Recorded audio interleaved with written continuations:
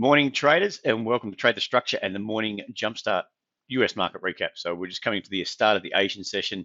A bit of fun overnight, a bit of volatility opened up overnight in the US market. They had inflationary numbers, CPI, which is they're coming out a lot stronger than expected, and then that was actually taken in stride a bit. You'll see, actually, this is the ASX. You'll see that was the release of the number, pumped down. That was the open of the US and went straight back up again. So they brushed it aside a bit, but the problem is then Bullard, who's the FOMC member, come out and was talking up 1%. They expect, 1% rate rise off the bat. So that's a lot stronger than what they expect. I think the market is expecting the Fed to take it slowly, but I think they're going to be forced into a position where they can't take it slowly. They have to hit inflation hard, otherwise it might get out of hand. The way the numbers have come out, is suggesting that it's stronger than what most are anticipating. And that's when you got the market start to sell off during the US session into the close. All right, so we'll start off with the ASX 200. This was the session yesterday. Opened up, made the high, and then got smacked back down again. So that was along with Asia. Nikkei, Hang Seng also got knocked back down again. And then this was just into the close. And then the market essentially went sideways in the European session. A release of the number, the CPI in the US, you can see straight back down. Opened the US session, which was at 130, straight back up again. So a bit of a yo-yo, but then we started holding lower highs. You can see lower highs all the way down. So it's pressuring down. I expect it to flush into 71.02. I think there's going to be a bit of negativity on the open. The US, that US close will flow over into our market, and I would expect it to test into there. Look, it may flush up to 71.58, but then I don't expect a big bounce. Now, if it does bounce straight back up, there's something strange happening. There's argy-bargy afoot with ETFs and things. So, when you see the US getting hammered down 500 to 600 points in the Dow, the NASDAQ getting hammered, the bigger, broader market getting hammered, it's very, very strange if we start to, ramp straight back up, especially being a Friday. So I would expect at the very most potentially a ramp up into 71.58 and then some lower highs to take us back down, potentially back down to 71.02 to finish in negative territory today. All right. Let's get over to the US tech, which is the NASDAQ. Now you can see that initial flush down on the number, straight back up on the open, but it failed. It started to stall, and we've been talking about this level for a bit, 14,968. It stalled around that level. Okay, we're looking at 30-minute charts. So this, to me, we're talking about maybe this volatility leg taking it right up, but it's failing a lot earlier. It's whether or not, in the past, pullbacks have been bought back up again. People have been buying that dip, but I think it's a different story now. We're talking up inflation. Inflation is stronger than we expected. A lot of the market rally has been due to the Fed saying, okay, it's just temporary, or transitory, the words they're using. It's not. It's been sticking around and it's going up. It's getting worse. Okay, so that brings forward that interest rate cycle, which everyone's sort of looking to cap the market. So I'm expecting potentially this to push down, see how it goes at 14,630. Now, if that doesn't hold, we might bounce off there, hold a lower high, jam straight through it. But for now, we'll have to just wait and see how the US opens, whether they take it in their stride or whether they're really starting to get a bit of a concern about it. Broader market, S&P 500. You can see I was looking at this level. This is your volatility projection. Looking at that, taking it up. There is that case that it could. Otherwise, we're going to get a double top here, which we did. Okay, we failed at that 45.90 area, straight back down. So I don't think this is on the cards now. I think I would be looking for more of a bit of a bounce. If we get a lower high into that, I'd be happy to sell that in longer term for a push down through 44.80 and a potential retest in the 42.96. Now, the daily chart, don't forget, the longer term trend was channel has been broken to the downside with this move. It's back up and it's retesting into a level, which it could be heading south again. Okay, so they've got the potential to be a major lower high. All right, Dow, we've been talking about this level for quite a while, 35,675. You can see smack down on the number, straight back up in the open. So that was really a big squeeze on the open. The algos, the bigger boys, the instos are not going to want to, if you're long from all the way up here, they don't want to be selling out down here. So they get the algos to run it up just after the open, jam prices straight up, catch everyone off guard that's short, squeeze them out of the market, and then they're happy to potentially take some risk off the table, which is pretty much what happened around that 35,675 area. Okay, and then it basically headed south since then, went straight through 35,330, and I'll be looking down towards this level. I'm not going to be buying or selling into here. You're buying into here. It's an extended market. You're selling in sort of no man's land as well. You might want something like this, a bit of a flush higher. Starts to hold, roll, then you've got you can open up and move down to 35,070 or below. Okay, but for now the pressure is definitely down. You've got this, like I said, this key level through here. If you can see that through there, we've mentioned that a few times. 35,675. Okay, and it did pop its head up above there, coming to the CPI numbers. A bit suspect that that was a continuation. Normally you get it go up above resistance, it consolidates, it'll go again. But I felt that it was just a bit of a play, trapping on some buyers before they can squeeze them back out again. Okay, the Hang Seng in the Asian market got a little double top starting to form here, a retest fail, 25,095, starting to head south again. Whether that's going to be the area, maybe we've got this straight across here, which is interesting to see. Okay, same sort of thing as a Dow. I think it's popped up above there, failed, popped up above there, and failed again. Okay, you never know with the Hang Seng. It looks like it's going to open weak, it goes strong. It looks like it's going to open strong, you go weak. So you just got to be on your guard for what levels you're looking at, what levels you're trying to work off, and what your price action is saying to you. For me at the moment, that's more sideways action. We had a leg up here, sideways. Are we going to do this? Big flush, and then bounce back? Who knows? But at the moment, that trend down, we're on the 30-minute. Don't forget that this trend is down. We've got a level here at 24,750, whether it can hold or whether we start to jam straight through that as well. Let's take out these lower levels at 24,670 and trade into here at 24,580. Okay, the Nikkei is a bit, I think it trades a bit better at the moment than the Hang Seng. It's had a good leg up here, pullback, consolidation, went again, and that was probably your two legs up that we've always like to talk about. Your volatility projections, see that they're from probably about here. No, it's not. Look, way off the mark there. Good resistance zone coming at 27,885. Okay, so that's forcing the market lower. Held a lower high at 27,750 overnight.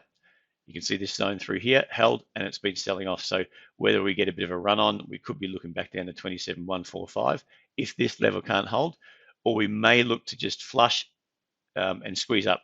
So on the open, I'll be looking for a flush, potential squeeze up, and then maybe a lower high to work, or a straight ramp into 27,460 off the bat to put some sellers back on the sidelines, and then maybe a lower high to work its way lower.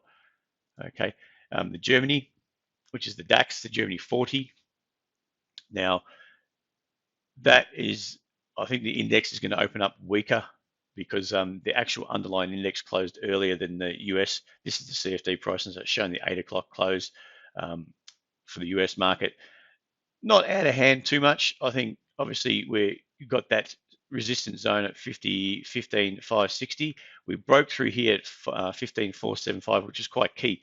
So that could be the start of a downtrend or a move down. We'll see how we go at 15,350, which is a nice little zone. It's reacted off, starting here, pushed through, bounced straight back, reacted here, went straight through, tested it here, failed, reacted through, held it, up we go. So you can see it's a zone where it could become a bit of a bid zone, where buyers are happy to step in and protect it. Otherwise, if we start to fail that, react back up above and straight back down, pretty much the reverse of this, up, through, up. Okay, we could be down, up, down. Okay, we'll just have to wait and see. But that's, I think that high has been put in place. It's whether how much we're going to squeeze of these buyers out of the action. Okay, longer term, you can see that trending down. It's not looking so crash hot when you start to squeeze in some more price action. You've got the move down, big flush down, big ramp back up, failed up at here, pushed back down into these lows at 15,100, and we're starting to fail, with another lower high at 560. So that could take us easily, through this level and back down there, retesting the 15,100. Okay, we're only really a 300 to 400 points away, which could easily do the DAX if it gets a bit of a run on. UK FTSE, you can see that trend is still looking quite tight on the upside, but it's getting caught at that 76.23. We've got 76.90 resistance. It failed off here. You can see, where was it, 12.30, that number flushed out, went straight back up. So it actually ramped up harder than, say, what the US did. It didn't react to the downside as much as, say, the US and the DAX, but it reacted up harder. So it's trying to buoy the market. You can see, took out this level, this little minor lower high, high from previously, flushed it out, trapped some traders, and then come straight back down on top of them. So whether or not this starts to push into this zone through here, which you could easily do just in here, which would take it somewhere around that support area. A bit of confluence there could ramp up there and start to bounce. But if we start to get down into these levels, that trend up is over. Okay, and then you start to look for a move lower, all right, off a lower high. Now, crude, this is what we were talking about yesterday. We were talking about, these little levels bouncing through here, and then potentially it looked quite nicely. Nice support through 88.60, launching it higher, which it did. It did overnight. So we've got a higher low that's coming into play around that 39.40, 89.45. I wouldn't say 39, 89.45, just below the 90 cent level, 90 buck level. And it did ramp up. That was 330, and it comes straight back down again. When you're talking up inflation, you're talking up high prices in crude too, which could weigh on the market. I expect this to continue. Big flush down. I expect this zone to hold, and then see if we can get some sort of price action that starts to lift again. That kind of thing. But we'll wait and see. But still, that pullback. Okay, you've got market pushes up, pulls back, pushes up, pulls back. This pullback was pretty much consolidation sideways, and then we ramped up again. This was a pullback back below that 90.70, but it's starting to lift again. So we're trending higher, in my opinion. Okay, as long as we hold that 89.50 area. Copper, good ramp higher on copper. Let's just get a chart up there. So you can see we're heading back into this area up here. I didn't set up this chart very well, did I? All right, so that's kind of the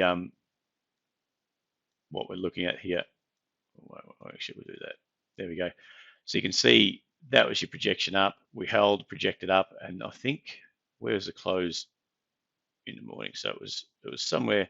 It was somewhere into this level anyway, and it just continued to go up. So it's held pretty nicely. All right, we've got a little minor double top potentially starting to form here. Double tops are not confirmed until we break the anchor, which, potentially we've just broken that through there. So we'll see if some of these buys get squeezed out on a bit of a move down, maybe retest back into this area and then start to hold, something like that. But we'll just wait and see how that goes tonight. It's drove straight up and through this level at, this resistance zone, which it pushed into. We're talking about that yesterday. It drove straight up and through. So it looks like it wants to extend into the highs at 103.65 through here. All right, over to gold. Gold is holding at 18.25. You can see on the US Open, it's just choppy. Again, that's reverse. That action is reverse of the US dollar and the US dollar's reaction to the inflationary numbers. So if it's not reacting to inflationary figures to be an inflationary hedge, it's just not at the moment. I keep saying that, so I wouldn't be buying that, because if the US dollar starts to pump up, and this is going to correlate inversely, then we're heading straight down. Okay, with oil, with gold. So longer term trend, we were talking about this yesterday on the daily chart. It's coming to a point of got lower highs and higher lows, so it's got a lot of room to chop in between that. Now, if we do go into a big interest rate cycle, interest rate rise cycle, it could start to ramp up then. But at the moment, it's reacting to the US dollar. So the US dollar's up, gold's getting sold into and reversed. Okay, so I'll be looking at this level here, 18.25. I don't expect much to happen during the day session until the US opens. I expect more of a grind, maybe flush that level. It wants to stop out some traders. And the best level, would be through here. It did stop them out on the open, but it's coming back into that level, maybe flush. It could hold lower highs off the zone and back down to 18.16, which would make sense after this level failed up here and after 18.30 starting to fail. Okay, but on the downside, on the upside, we've got a lot of buyers being bought up. So this could easily start to squeeze lower and start to squeeze a lot of these buyers out. Okay, especially when we're failing off 18.47, can't get up there. We're starting to fail at 18.30 again. So I'm more biased to a move down than anything else. Okay, Bitcoin, just to finish off with these cryptos, that failed off 45,800. So there's a lot of buyers that bought up, haven't really been put under pressure, been buyers at 43.30 off that level. We keep flushing into it. So there's a bit of juice on the buy side to be squeezed out if it starts to run lower. Okay, and I feel that it's going to fail off that 45.80. We might look to a lower high. If we start to pop up and get a lower high in the place, that's an RTF failure at this area here, you can see. And there's, like I said, there's a bit of juice that's got a bit excited, bought it up. We took out this high, took out these highs, but it's not really going on with it. Okay, That's not a pattern that suggests to me it wants to go on with it. It's more suggesting to me that we could squeeze lower. Ethereum, same sort of scenario. You've got starting to fail at that 32.73 area. It wanted to go, so that's a clean move up, extension, bit of a grind up, failing again. So we're failing at slightly. We just got through this high, start to fail at this level at 32.73, back off, try again, and fail even more. So I'm expecting that, a bit like Bitcoin, to start to squeeze lower. All right, that's all I want to chat on, guys. That's it for the morning jumpstart. I hope you enjoyed that. If you do like what you see or like what you hear, and you do agree with me, it'd be great if you can leave us a like on the YouTube channel. Get over there, have a bit of a like. If you haven't subscribed to the YouTube channel, jump on there, subscribe. More material to come. And being a Friday, hope you all have a great weekend, and we'll speak to you again on Monday.